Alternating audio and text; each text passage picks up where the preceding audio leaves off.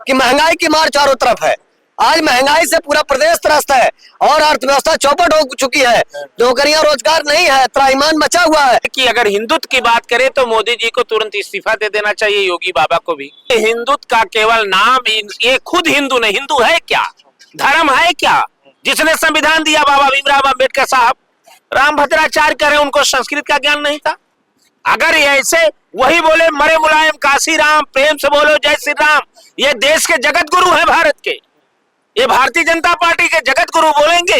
और भारतीय जनता पार्टी के लिए एक बात मैं कहना चाहता हूं कि जुल्म की साख पर बैठे हो तो सुन लो योगी मोदी, जुल्म की साख पर बैठे हो तो सुन लो योगी मोदी। सूखे पत्तों की तरह झड़ना होगा, पी लो इन गरीबों का लहू चाहे जितना, एक दिन तुमको भी खाली हाथ फिरना होगा। इंकलाबी तेवर के साथ छात्र, नौजवान, पिछड़ा, दलित, शोषित, वंचित हर वर्ग के लोग कमर कस चुके हैं। हम बाबा साहब भीमराव अम्बेडकर को मानने वाले लोग हैं। अखिलेश यादव कोई देवता नहीं है, अखिलेश यादव लेकिन देवताओं से बड़े हैं, क्योंकि वो संविधान को अपना धर्म बनाए। इतनी समय उत्तर प्रदेश की राजनीति में जो है राजनीति कम हो रही, हिंदू मुसलमान ज्यादा हो रहा है। अभी हाल ही में औरंगजेब का मुद्दा जो है काफी ज्यादा गर्म रहा और अभी भी इसकी चर्चाएं जो है ज्यादा चल रही है। उनके कब जो है हटाने को लेकर के बातचीत ज्यादा चल रही है। हिंदू महासभा ने भी ऐलान कर दिया है कि उनका जो है कब्र जो है उसको हटाया जाए। किस तरह देखते हैं महाराज जी? और यहाँ पर समाजवादी पार्टी कार्यालय के सामने काफी लोग यहाँ पर मौजूद हैं। महाराज जी हैं जो कि काफी विस्तार से काफी सारी चीजों को जो है बताते हैं। हम जानने की कोशिश करते हैं कि आखिर ये जो हिंदू मुसलमान चल रहा है, आपने बहुत सुना है कि औरंगजेब किस तरह देखते हैं कि उत्तर प्रदेश की एक राजनीति जो है अलग ही हवा लेकर के चल रही है? देखिए, उत्तर प्रदेश नहीं देश की ही राजनीति अलग चली गई जिससे भारतीय जनता पार्टी की सरकार है। अगर ये हिंदू मुसलमान का नाम ले छोड़ दें तो इनके पास कुछ है नहीं, भारतीय जनता पार्टी चली जाएगी और उसका आता पता नहीं चलेगा। और आगे जो हिंदू महासभा की बात कर रहे हैं, उनका संगठन होगा हिंदू सभा नाम दे दिए हैं, लेकिन उसमें सांप्रदायिक सोच के लोगों की है कि औरंगजेब पे अटके हैं, उनको मणिपुर नहीं दिखाई दे रहा है। उत्तर प्रदेश का आर्थिक या देश का ट्रम्प का जंजीर में बंद करके ट्रम्प भेज रहा है, उस पे हिंदू सभा नहीं बोल पा रही। जहां तक औरंगजेब का सवाल था, उसके हम विस्तार में ना जाकर इतना जरूर कहेंगे कि उसने जो काम किया है उससे भयानक भारतीय जनता पार्टी ने काम किया है। भारतीय जनता पार्टी उससे ज्यादा मंदिर तोड़वाने का काम किया। काशी में, बनारस में पौराणिक मंदिर हमारे तोड़ दिए गए, आज भी प्रतिमा रखी गई। और जहां तक औरंगजेब का सवाल है, हम उसके पक्षधर नहीं रहे जो हमारे पूर्वजों पे राज किया हो, लेकिन ये जरूर कहना चाह रहे हैं कि जो संत था, पीडीए का संत एक था, उनका नाम सत्य भोला स्वामी है, जो एक चिमटा गाड़ दिया था और चांदनी चौक पर औरंगजेब की पूरी सेना वहां हार जाती है, औरंगजेब हार जाता है और नतमस्तक होता है उस संत के सामने। और इसी आपके उत्तर प्रदेश के गोंडा जिला में जमीन आवंटित करता है औरंगजेब के समय में, आज भी उनकी समाधि सत्य भोला स्वामी की है। मैं ये कहना चाह रहा हूं, औरंगजेब क्या था उस पर विषय नहीं होगा। मैं ये कहना चाह रहा हूं, आज का उत्तर प्रदेश का नौजवान, किसान, महिलाएं कहां हैं? आपकी क्या नीति है? आप महाकुंभ में 63 करोड़ गिना देते हैं कितने लोग स्नान किए, और ये नहीं गिना पा रहे हैं कितने लोग मर गए। तो हिंदू महासभा केवल भारतीय जनता पार्टी को मदद करने के लिए औरंगजेब का नाम ले रही है। भारतीय जनता पार्टी की जो बुनियाद, जो उसकी नीति नीयत के कारण उसकी जमीन खिसक चुकी है। दिल्ली का इंजन और उत्तर प्रदेश का इंजन टकरा रहा है और उस टकराव में कोई विस्फोट ना हो, इसलिए हिंदू महासभा कह रही है औरंगजेब की अगर कब्र खोद दी जाए, भारत लगा के खोद दिया जाएगा, क्या ट्रंप जो जंजीर से भेज रहा हो जंजीर खुल जाएगी? कोरोना काल से जो लोग मरे वो वापिस आ जाएंगे? जो लाखों नौजवान हमारे आत्महत्या कर लिया, पेपर नहीं करवा पाए, वो वापिस हो जाएगा? ये लोग वही हैं, राम के नाम पे ठगने वाले, गाय के नाम पे ठगने वाले, हिंदू के नाम पे ठगने वाले और महाकुंभ के नाम पे ठगने वाले। अब औरंगजेब के नाम पे केवल ध्यान भटकाने वाले लोग हैं। ये संविधान बदलने का बयान हो सकता है, लोकतंत्र कमजोर करने का बयान हो सकता है, और अखिलेश यादव के पीडीए की रणनीति से घबराहट का ये बयान हो सकता है। बिल्कुल। अभी आपने बयान दिया कि मंदिर तोड़ दिए गए, लेकिन भाजपा सरकार कहती है कि हमने तो मंदिर बनवाए हैं, हम मंदिर बना रहे हैं।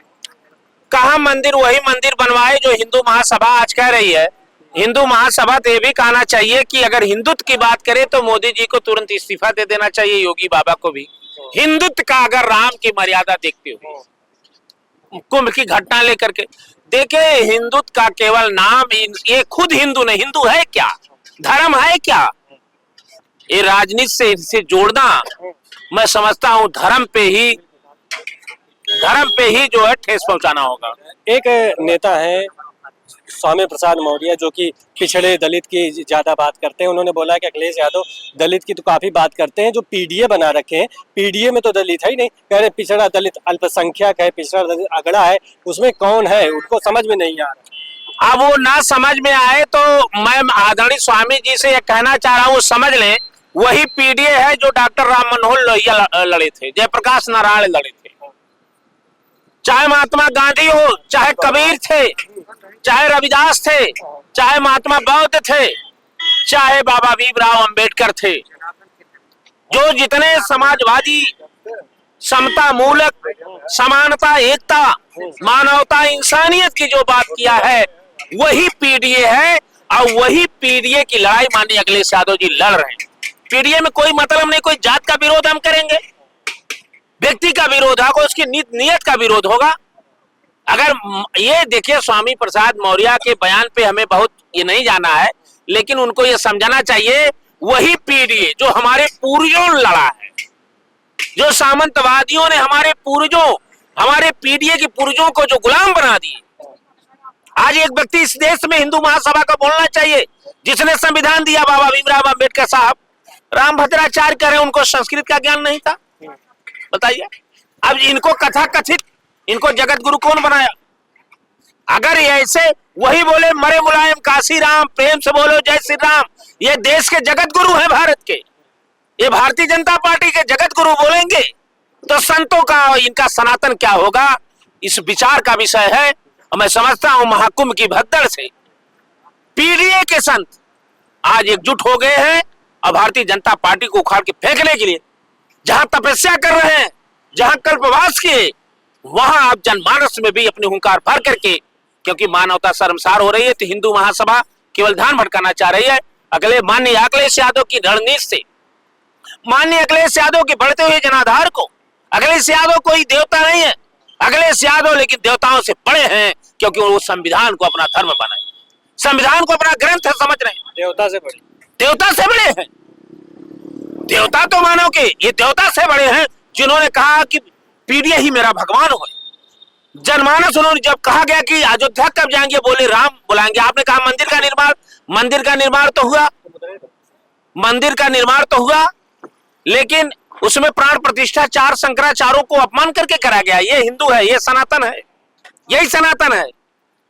तो ये लोग केवल मंदिर के नाम पे, मस्जिद के नाम पे, आगड़े के नाम पे, पिछड़े के नाम पे और दबे कुचले के नाम पर ये केवल हमेशा ध्यान भटकाने का काम करती भारतीय जनता पार्टी। आप यह देख लीजिए, आने वाला 27 का चुनाव और बिहार का चुनाव, बिहार का 25 का चुनाव भी इनको सबक सिखाएगा।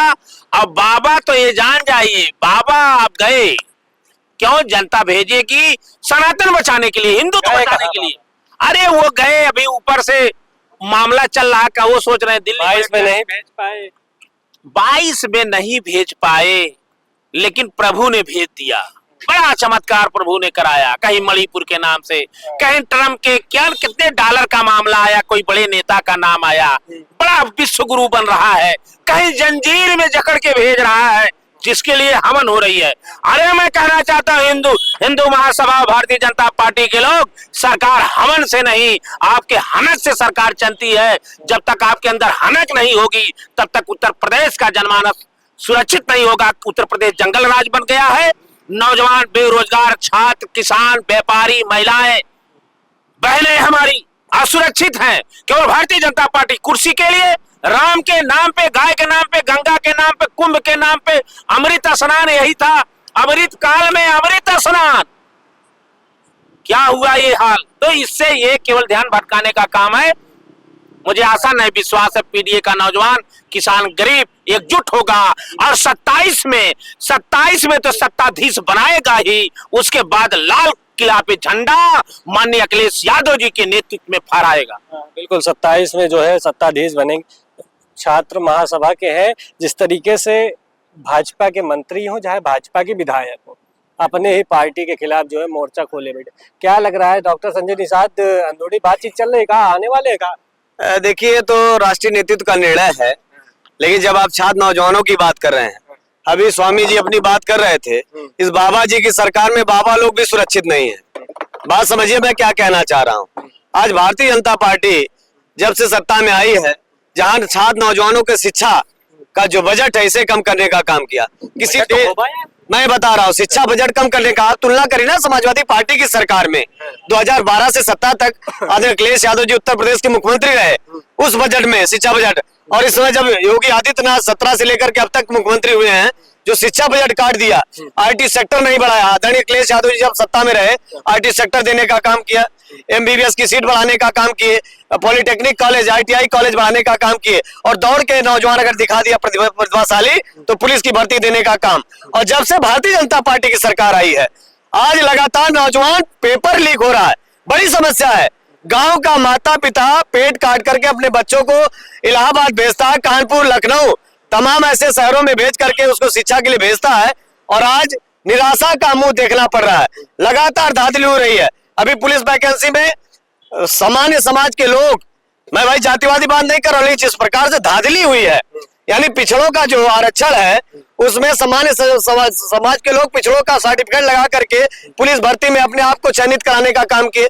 ये तमाम धांधलियां इस सरकार में चल रही खुलेआम, और थानों में लगातार भ्रष्टाचार व्याप्त हो गया है, दलालियां खुलेआम चल रही है। कोई भी वर्ग सुरक्षित सरकार में नहीं है। महिला सम्मान की बात करते थे, लगातार अभी आपने देखा है गोरखपुर से लेकर के कुशीनगर तमाम जगह आत्महत्याएं कर रही महिलाएं, लगातार लूटपाट हो रही, छेड़छाड़ हो रही। बड़ा सुन लीजिए, पहले बात मैं कर रहा था, और विश्वविद्यालय में जिस प्रकार से शिक्षा चौपट करने का कुलपति कहीं भी पिछड़े दलित समाज का नहीं है, ये बड़ा सवाल है। आज पिछड़े दलित समाज का जो बाबा साहब भीमराव अम्बेडकर जी ने संविधान में हक अधिकार हमें दिया है, उस आधार पर किसी भी विश्वविद्यालय में पिछड़े दलित समाज का कोई भी कुलपति नियुक्त नहीं किया गया, असिस्टेंट प्रोफेसर नहीं है, प्रोफेसर नहीं है। ये बड़ा मुद्दा है। और जिस प्रकार से आज विश्वविद्यालय में फीस बढ़ाने का काम किया गया, लगातार फीस वृद्धि करके कमर तोड़ने का काम, गरीब का बच्चा विश्वविद्यालय में अगर उसके पास प्रतिभा भी है तभी वो पढ़ नहीं सकता फीस की वजह से, ये बड़ा सवाल है। और किसी भी इस देश, चौधरी चरण सिंह जी ने कहा कि किसी देश की खुशहाली का रास्ता, उन्नति का रास्ता खेत खलिहान और गांव से होकर के जाता है। तो गांव का नौजवान पढ़ा लिखा जो गांव का योग्य व्यक्ति है या योग्य छात्र, अगर वो नहीं पढ़ पाएगा, उचित शिक्षा नहीं ले पाएगा, उच्च शिक्षा नहीं ले पाएगा, तो विकास कैसे होगा? ये बड़ा सवाल है। क्योंकि मैं समाजवादी छात्र सभा का प्रदेश उपाध्यक्ष हूँ और विपक्ष में हम लोग हैं, और जिस प्रकार से तमाम विश्वविद्यालयों में समाजवादी पार्टी के राष्ट्रीय अध्यक्ष माननीय अखिलेश यादव जी हम लोग को भेजने का काम करते हैं। अभी मैं बलिया में गया था, छात्र नौजवान पीडीए संस्था अभियान का प्रभारी बनाकर माननीय अखिलेश यादव जी ने बलिया भेजा था। बलिया के विश्वविद्यालयों की जो हालात हमने देखा, और वहां के छात्रों ने कहा कि ये शिक्षा, जो आधुनिक शिक्षा व्यवस्था है, कहीं ना कहीं अब छात्र नौजवानों के लिए उपयोगी नहीं है, और हमारी जो शिक्षा है ये रोजगार परक होनी चाहिए, इसमें कुछ ऐसे मुद्दे आने चाहिए जिससे छात्र नौजवान आगे चलकर रोजगार पर, इस तरह के तमाम प्रकार का छात्र नौजवान अब जागरूक हो चुका है, कमर कस लिया है। और भारतीय जनता पार्टी के लिए एक बात मैं कहना चाहता हूं कि जुल्म की साख पर बैठे हो तो सुन लो योगी मोदी, जुल्म की साख पर बैठे हो तो सुन लो योगी मोदी, सूखे पत्तों की तरह झड़ना होगा, पी लो इन गरीबों का लहू, चाहे जितना, एक दिन तुमको भी खाली हाथ फिरना होगा। इंकलाबी तेवर के साथ छात्र नौजवान, पिछड़ा, दलित, शोषित, वंचित हर वर्ग के लोग कमर कस चुके हैं। हम बाबा साहब भीमराव अम्बेडकर को मानने वाले लोग हैं, हम समता मूलक समाज की बात करने वाले। डॉक्टर राम मनोहर लोहिया की जयंती आज है, आज हमारे समाजवादी नेता डॉक्टर राम मनोहर लोहिया की जयंती है। उस अवसर पर समता मूलक, संप्रभुत्वता, सामाजिक न्याय की बात करते थे डॉक्टर राम मनोहर लोहिया जी, और डॉक्टर अम्बेडकर साहब का जो सपना रहा उस दिशा पर आज अखिलेश यादव जी के नेतृत्व में हम लोग काम करने का काम कर रहे हैं। मैं आपको बताना चाहता हूं कि मान्यवर काशीराम का जो सामाजिक न्याय की बात रही कि जिसकी जितनी संख्या भारी उसकी उतनी हिस्सेदारी, इस लड़ाई को लेकर के आज अखिलेश यादव पीडीए के महानायक माननीय अखिलेश यादव समाजवादी पार्टी के राष्ट्रीय अध्यक्ष उत्तर प्रदेश पूर्व मुख्यमंत्री काम कर रहे हैं। आज बात इस बात की सुन लीजिए, तो अब मैं बात आपसे क्या कह रहा हूं कि महंगाई की मार चारों तरफ है, आज महंगाई से पूरा प्रदेश त्रस्त है और अर्थव्यवस्था चौपट हो चुकी है।